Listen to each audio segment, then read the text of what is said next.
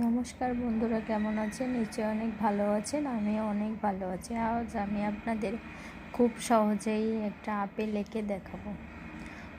প্রথমে বোটাটা এঁকে নিলাম, এরপর আপেলের যে গোলাকারটা ওটা এঁকে নিলাম, এরপর দুটি পাতা এঁকে নিলাম। এটা রং করে নিচ্ছি, পাতায় সবুজ কালার ডট পেন দিয়ে রং করে নিলাম। তো বোটাটা এঁকে নিলাম, এরপর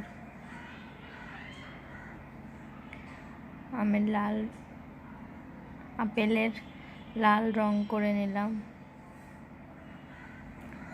প্রথমে ডট পেন দিয়ে আস্তে আস্তে করে রংটা করছি যাতে পাশ দিয়ে বেরিয়ে না যায়। আপনারা যদি অন্য কোনো দেখতে চান তাহলে আমাকে কমেন্টে জানাতে পারেন, তাহলে আমি আপনাদের সেটা খুব সহজেই এঁকে দেখাতে পারি। যে লাল কালারের আপেল কেমন হয়েছে কমেন্ট করে জানাবেন।